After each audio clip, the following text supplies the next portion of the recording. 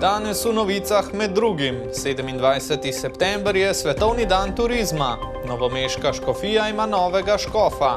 77 let Vranovega leta v svobodo.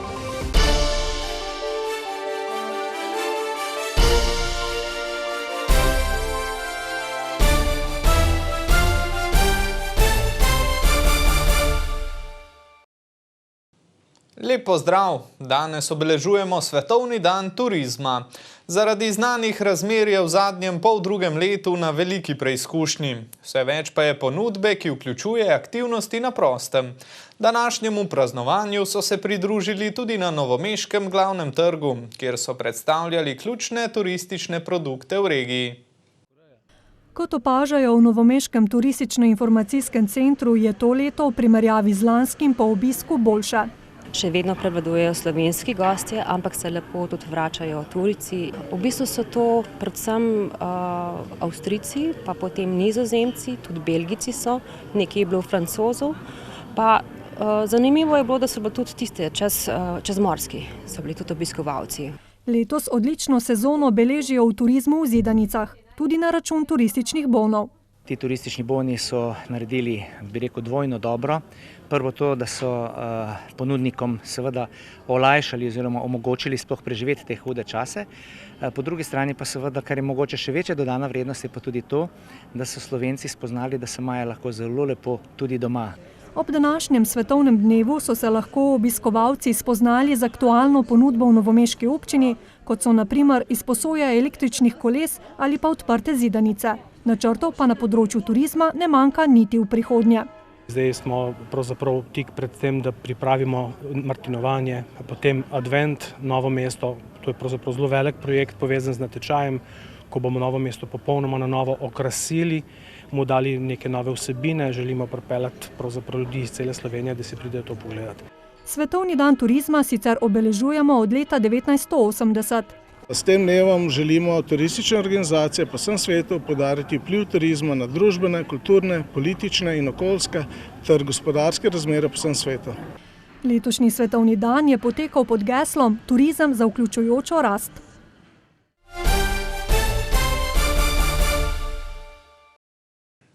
V župnijski cerkvi svetega Kancijana in tovarišev v Mirni peči je bil včeraj velik praznik, ki se ga je udeležila množica duhovnikov in škofov ter vernikov od blizu in daleč.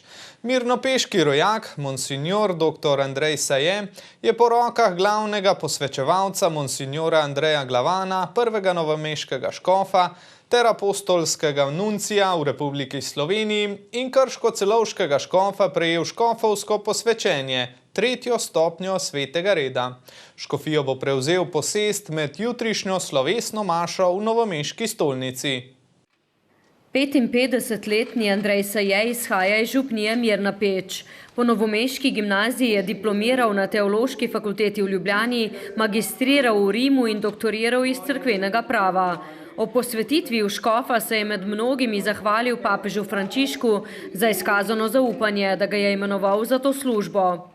Bo naša pot sinodalnosti, to pomeni, da smo skupaj na poti razpravljamo, se pogovarjamo, iščemo odgovorov na vprašanja, ki so pred nami. V tem smislu si želim in bom pospeševal dialog ne samo med nami duhovniki, ampak tudi med vsemi vernimi laiki. Slovesnost se je začela s sprevodom do cerkve. Gotovo je za mirnopeško župnijo to en velik dan, saj v 900-letni zgodovini župnije še ni bilo takega dogodka, se pravi posvečenja škofa, s tem, da je škof tudi domačin.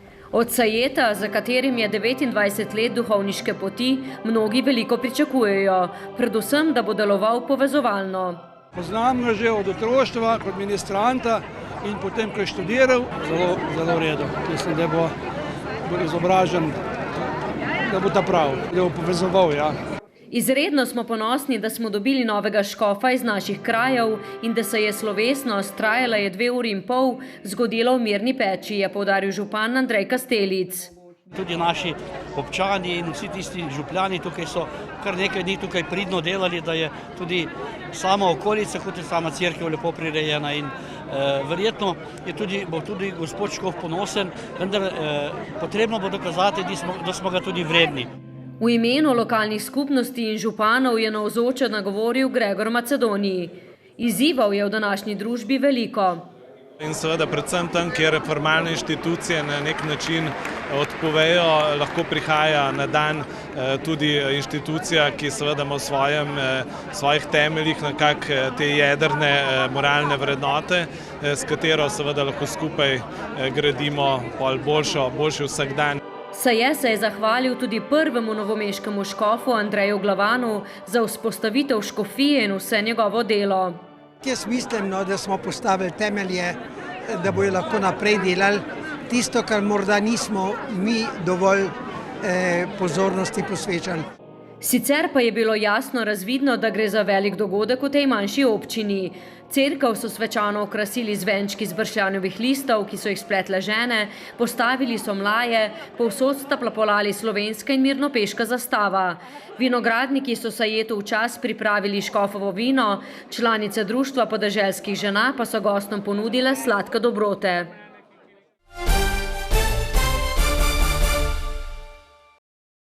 Gremo v Posavje. Občinski svet občine Sevnica je na zadnji seji med drugim obravnaval spremembo občinskega podrobnega prostorskega načrta za izgradnjo večstanovanjskih objektov na Planinski cesti v Sevnici. Člani civilne iniciative si želijo projekt zmanjšati. Točka občinskega sveta o spremembi občinskega podrobnega prostorskega načrta za projekta Sončni gaj in pa večstanovanjski objekt ob Planinski cesti v Sevnici je na občinski seji požela kar precejšnje zanimanje. Glede na prostor, ki je za to namenjen, ki je že bil v preteklosti predviden za večstanovanjsko gradnjo in s tem ne spreminjamo, so se pojavili določeni pomisleki glede sprejemljivosti terena. Krajevna skupnost je obvezana podati svoje mnenje in smernice že v postopku pridobivanja dovoljenj. In je stališče tako, da seveda se da za gradnjo novih stanovanj smo za to, smo veseli. Karkoli bo novega zgrajenega, vendar se v celem postopku mora upoštevati mnenje, se pravi in investitorjev in civilne iniciative oziroma tam živečih prebivalcev. V civilni iniciativi Za Šmarje gre projektu ne nasprotujejo v popolnosti, želijo pa si, da bi bil ta občutno manjši. Lokalni prebivalci nismo proti, tako kot je običajno, ampak se zavzemamo za nek smiseln manjši projekt, ki ne bi to grobo posegel v, bom rekel, gosto naseljeno območje v Sevnici, pa bi bolj smiselno reševal probleme, ki jih Sevnica ima. Predstavniki civilne iniciative so na javni razgrnitvi opozorili na svoje pomisleke in podali tudi svoje predloge. Investitor pa seveda tudi svoje predloge, ker če se število teh zgradb zmanjša oziroma drugače sprojektira, potem bo cena na kvadratni meter stanovanja precej višja, kot je bilo v prvem planu. Vplivi na okolje ne segajo na zemljišča sosednjih zemljišč. Strokovna vprašanja glede geologije bodo razjasnjena in zato pričakujem, da se bo nekako opredelilo na tej strokovni ravni. Po dodatnih pojasnilih pripravljavca občinskega podrobnega prostorskega načrta, ki jih je obvezan pripraviti do naslednje seje, naj bi do takrat projektu tudi prižgali zeleno luč. Od 1. septembra pa je na nekaterih delih v centru Trebnjega potrebno plačilo parkiranja. Postavili so nove parkomate, na voljo je tudi nakup dovolilnic za parkiranje. Glavni cilj je zmanjšanje števila vozil v mestnem jedru. Konec avgusta so takole postavili nove parkomate in urejali še zadnje podrobnosti novega plačljivega sistema. Za parkiranje je zdaj od ponedeljka do petka med 7 in 17 uro potrebno plačati pred in za občinsko stavbo na Cankarjevi, Jurčičevi in Kidričevi ulici ter na Gubčevi cesti. Plačevanje pa si lahko olajšate z aplikacijo. Želimo, da se v centru te pločevine, ki se je v zadnjih letih izjemno število nabralo, da del, to se pravi, pospravimo izven centra. Tako da zaposleni parkirajo lahko na postaji, oziroma tukaj je plačljiva ali dovolilnica ali pa parkirno mesto za tisti čas, ko parkira. Odzivi občanov so mešani, župan je prejel nekaj kritik, sledijo izboljšave. Nismo, to se pravi, vsemogočni. Stvari, kjer bomo videli, da smo šli v napačno smer, to je pa dol na Gubčevi, pa bomo spremenili režim, to se pravi, tam bomo dali 1 uro brezplačno in prestavili parkomat ob ulico, to se pravi, tam smo mečkano narobe naredili.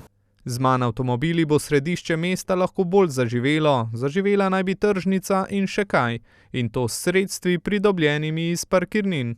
Ves denar, ki se bo izbral na računu občine iz naslova parkirnin, pa bo namenski, to se pravi, bomo urejali te površine za promet, predvsem mirujoči promet v mestu. In to se pravi, mi imamo kar še nekaj za postoriti, želimo narediti park and ride, tisti, ki so sovozači, da bodo zunaj mesta parkirali, da ne bodo v mestu. Imajo pa še druge ideje oziroma naloge.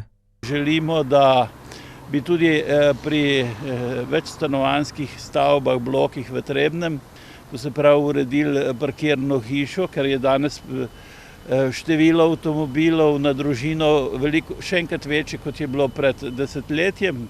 Tako da se stvari na tem polju tudi v Trebnjem premikajo. V centru je namen prav gotovo dosežen, saj so prej prepolne parkirne površine, zdaj občutno bolj prazne. Za konec pa v Belo krajino. V Otoku je v soboto potekala tradicionalna slovesnost Vranov let, s katero so obeležili spomin na dogodke iz leta 1944, ko so partizani iz nemškega ujetništva rešili 96 zavezniških vojnih ujetnikov in jih z belokranjskega partizanskega letališča prepeljali v italijanski Bari. Projekt Vranov let simbolizira junaštvo slovenskih partizanov in lokalnega prebivalstva in je edinstveni dogodek v zgodovini druge svetovne vojne. Dogodki, ki so se dogajali tukaj v Beli krajini, so prepomembni, da bi jih pozabili, da bi nekako zginili v zgodovini. Prav je, da se jih spominjamo. Bela krajina je bila v času druge svetovne vojne Slovenija v malem, je poudaril črnomaljski župan. Tu so domovale vse slovenske inštitucije, tu se je začela naša kultura, pravzaprav tudi naša pot do naše svobodne Slovenije, ki jo danes vsi uživamo in smo veseli, da smo bili del te pomembne zgodovine. Žal pa naša vlada, je dejal predsednik krovne borčevske organizacije, vrednotam NOB nasprotuje in podpira tisto, kar je sicer že ves svet obsodil, kolaboracijo ter domobranstvo.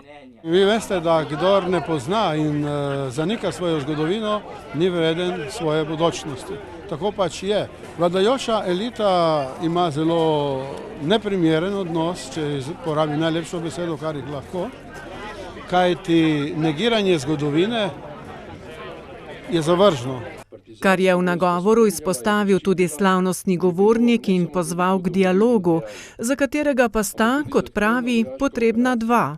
Kdorkoli bo vladal, kdorkoli vlada, je potreben ta dialog, je potreben pošten odnos, je potrebno medsebojno spoštovanje, ne pa zmerjanje, ne pa sovražnost in sovražni govor, čemur smo priča danes. Za dolgoletno aktivno delo pri ohranjanju spomina NOB je Zveza Združenj borcev za vrednote NOB Slovenije podelila Milanu Travnikarju srebrno plaketo. Moram pa reči, da mi to priznanje izjemno veliko pomeni, kajti nenazadnje prepoznano je moje dolgoletno delo v organizaciji Združenj borcev za vrednote NOB, tako v občinskem merilu, v pokrajinskem merilu, kakor tudi nenazadnje v republiškem merilu. Kar je in bo tudi v prihodnje pripomoglo k ohranitvi zgodovinskega spomina. Tako pa se počasi izteka 270. dan letošnjega leta. Naj bo njegov večer lep. Ostanite zdravi in v naši družbi. Lep pozdrav!